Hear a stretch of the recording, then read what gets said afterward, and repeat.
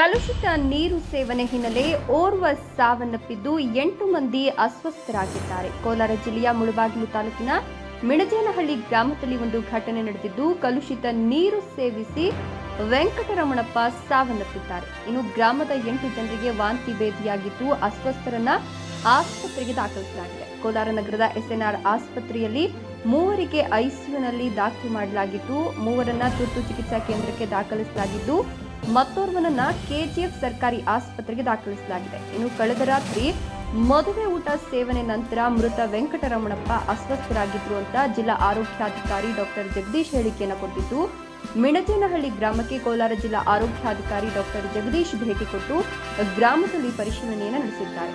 ಇನ್ನು ವಾಂತಿ ಭೇದಿಯಿಂದ ತೀವ್ರವಾಗಿ 7 ಮಂದಿ ಅಸ್ವಸ್ಥರಾಗಿದ್ದು, ರಾಜಮ್ಮ ವೆಂಕಟರಮಪ್ಪಗೆ ಐಸಿಯುನಲ್ಲಿ ಚಿಕಿತ್ಸೆಯನ್ನು ನೀಡಲಾಗುತ್ತಿದ್ದು, ಜಯಮ್ಮ ರತ್ನಮ್ಮ ಇವರನ್ನ ಜಿಲ್ಲಾಸ್ಪತ್ರೆಗೆ ದಾಖಲಿಸಿ ಚಿಕಿತ್ಸೆ ಕೊಡಿಸಲಾಗುತ್ತಿದೆ. ಇನ್ನು ಗ್ರಾಮದಲ್ಲಿ ಕುಡಿಯುವ ನೀರಿಗೆ ಕಲುಷಿತ ನೀರು ಸೇರ್ಪಡೆಯಾಗಿರತಕ್ಕಂಥ ಶಂಕೆ ಕೂಡ ವ್ಯಕ್ತವಾಗ್ತಿದೆ. ವರದಿ ಶಿವಪ್ರಸಾದ್, ಶ್ರೀನಿವಾಸಪುರ.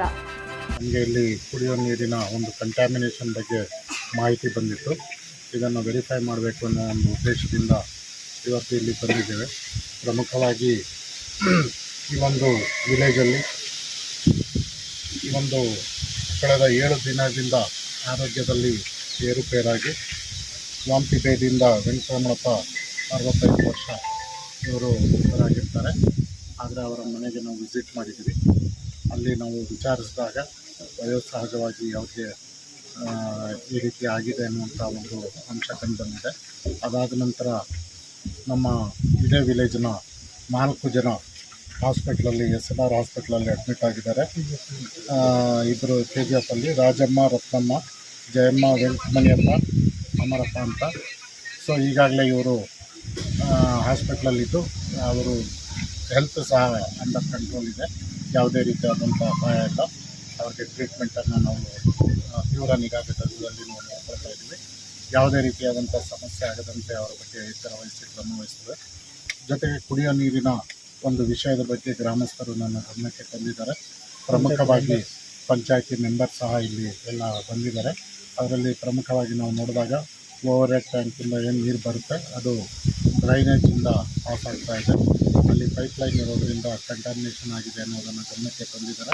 ಎಲ್ಲ ವಿಚಾರ ನಮ್ಮ ವಾಟರ್ ಟ್ರೀಟ್ಮೆಂಟ್ ಪ್ಲ್ಯಾಂಟ್ ಏನಿದೆ ಕಳೆದ ಒಂದು 8 ದಿವಸದಿಂದ ಪ್ರಾರಂಭ ಮಾಡಿದ್ದಾರೆ. ಆದರೆ ಅದು ಸ್ವಲ್ಪ ಕಲುಷಿತ ಆಗಿದೆ, ಅಂದರೆ ಸರಿಯಾಗಿ ವರ್ಕ್ ಆಗ್ತಾ ಇಲ್ಲ. ಆ ನೀರನ್ನು ಬಳಸ್ತಾ ಇದ್ದಾರೆ ಅಂತ ಗ್ರಾಮಸ್ಥರು ದೂರಿದ್ದಾರೆ. ಇದಕ್ಕೆ ಈಗಾಗಲೇ ನಮ್ಮ DHO ಅವರು ಅವರ ಟೀಮನ್ನು ಇಲ್ಲಿ ಬಿಟ್ಟಿದ್ದಾರೆ. ಸರ್ವೆಲೆನ್ಸನ್ನು ನಡೆಸ್ತಾರೆ. ಎಂಟೈರ್ ಗ್ರಾಮದ ಒಂದು ಸಮೀಕ್ಷೆಯನ್ನು ಮಾಡಿ ವರದಿಯನ್ನು ನೀಡ್ತಾರೆ.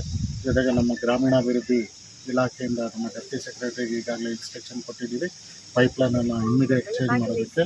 ಜೊತೆಗೆ ಆ ಪೈಪ್ಲೈನನ್ನು ಚೇಂಜ್ ಮಾಡೋದರ ಜೊತೆಗೆ ಇಲ್ಲಿ ಉತ್ತಮವಾದಂಥ ಒಂದು ಕ್ವಾಲಿಟಿ ನೀರನ್ನು ಕೊಡೋದಕ್ಕೂ ಸಹ ನಾವು ಈ ಒಂದು ಟ್ರೀಟ್ಮೆಂಟ್ ಪ್ಲ್ಯಾಂಟ್ ಏನಿದೆ ಅದನ್ನು ರಿಪೇರಿ ಮಾಡಿಸಿ ಒದಗಿಸಿ ಅಲ್ಲಿವರೆಗೂ ಅದನ್ನು ನಾವು ಬಂದ್ ಮಾಡ್ತೀವಿ. ಅದರಲ್ಲಿ ಜೊತೆಗೆ ನಮ್ಮ ಸ್ಥಳೀಯ ಶಾಸಕರು ಸಹ ಈಗಾಗಲೇ ಸಮೃದ್ಧಿ ಮಂಜುನಾಥ್ ಅವರು ನಮ್ಮ ಜೊತೆ ಮಾತಾಡಿದ್ದಾರೆ. ಈ ಗ್ರಾಮಕ್ಕೆ ಏನು ಅನುಕೂಲ ಆಗಬೇಕು ಮತ್ತು ನಮ್ಮ ಡಿಸ್ಟ್ರಿಕ್ಟ್ ಮಿನಿಸ್ಟರ್ ಸಹ ಮಾತಾಡಿದ್ದಾರೆ, ಸುರೇಶ್ ಅವರು ಸಹ ಈಗಾಗಲೇ ಈ ಇಲಾಖೆ ವತಿಯಿಂದ ಏನೇನು ಸಹಾಯ ಮಾಡಬೇಕು ಕ್ರಮವನ್ನು ವಹಿಸೋದಕ್ಕೆ ನಮಗೆ ತಿಳಿಸಿರೋದ್ರಿಂದ ಖಂಡಿತವಾಗಿ ಇಲ್ಲಿ ಯಾವುದೇ ರೀತಿಯಾದಂಥ ಸಮಸ್ಯೆ ಆಗದಂತೆ ನೋಡಿಕೊಳ್ಳೋದು ನಮ್ಮ ಜವಾಬ್ದಾರಿ. ಇಲ್ಲಿನ ಗ್ರಾಮಸ್ಥರು ಯಾವುದೇ ಆತಂಕ ಭಯ ಪಡುವಂಥ ಅಗತ್ಯವಿಲ್ಲ. ಎಲ್ಲ ರೀತಿಯಾದಂಥ ಒಂದು ಅಗತ್ಯ ಕ್ರಮಗಳನ್ನು ಜಿಲ್ಲಾಡಳಿತ ತೆಗೆದುಕೊಳ್ಳುತ್ತೆ. ಜಿಲ್ಲಾ ಪಂಚಾಯತಿಂದ ಅಧಿಕಾರಿಗಳು ಇಲ್ಲೇ ಇರ್ತಾರೆ. ಸೊ ಹಲವಾರು ದೂರುಗಳು ನಮ್ಮ PDO ಬಗ್ಗೆ ಬರ್ತಾ ಇದೆ. ಸೊ ಅದನ್ನು ಎನ್ಕ್ವೈರಿ ಮಾಡಿ ನಾವು ಶಿಸ್ತು ಕ್ರಮ ಕೈಗೊಳ್ತೇವೆ. ಆ ರೀತಿ ಆಗದಾಗೆ ನಾವು ಸಹ ಮುಂದೆ ಕ್ರಮ ತೆಗೆದುಕೊಳ್ತೀವಿ ಅಂತ ಹೇಳ್ತಾ ಒಂದು ವಿಷಯ. ಕುಡಿಯೋ ನೀರಿಗೆ ಅದಕ್ಕೆಲ್ಲ ಈಗ ಅಗತ್ಯವಾಗಿ ಕುಡಿಯೋದಕ್ಕೋಸ್ಕರ ಏನು ಟ್ಯಾಂಕರ್ ಮೂಲಕ ನಾವು ನೀರನ್ನು ಒದಗಿಸೋದಕ್ಕೆ ವ್ಯವಸ್ಥೆ ಮಾಡ್ತೀವಿ. ಯಾವುದೇ ರೀತಿಯಾದಂಥ ಸಮಸ್ಯೆ ಗ್ರಾಮದಲ್ಲಿ ಕುಡಿಯೋ ನೀರಿನ ಸಮಸ್ಯೆ ಆಗಬಾರ್ದು. ಏನು ನಮ್ಮ DHO ಅವರು ಮತ್ತು ಪೊಲೀಸ್ ಅವರು ಈಗ ಈ ಒಂದು ಸಂಪೂರ್ಣವಾದಂಥ ವರದಿಯನ್ನು ಪಡ್ಕೊಳ್ತಾರೆ.